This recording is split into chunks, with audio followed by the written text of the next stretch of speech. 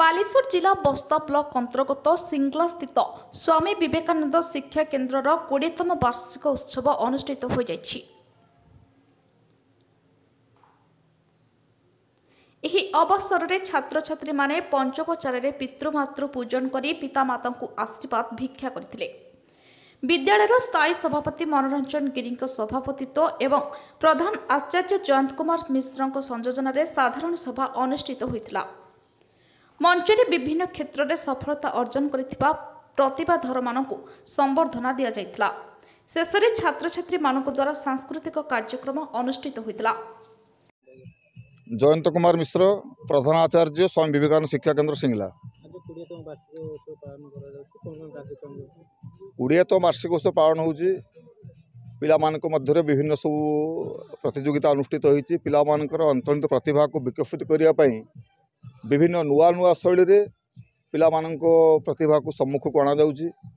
जिला स्तरीय विद्यालय स्तरीय राज्य स्तरीय विभिन्न प्रतियोगिता रे कृतित्व हासिल करिथिबा कृति प्रतियोगी मानक पुरस्कृत करा जिवो।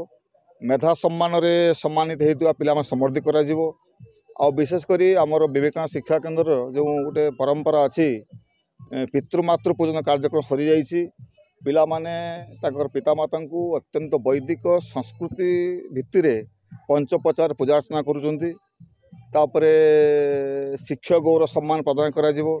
अनंत पार्वती मेधा सम्मान, रमामणि मिश्र मेधाश्री सम्मान एवं अभिमन्यु मिश्र स्मारक नृत्यश्री सम्मान विभिन्न सब कंपिटिशन अनुष्ठित होइछि।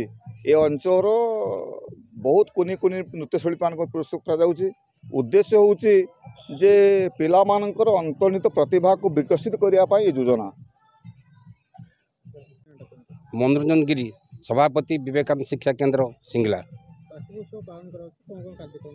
ये हूँ विवेकानंद शिक्षा केन्द्र हूँ गोटे आमर संस्कार धर्मी अनुष्ठान। पिला मानक भितरे सुप्त प्रतिभा को विकसित करी से सम्मानित करवा ये अनुष्ठान वार्षिक उत्सव उद्देश्य।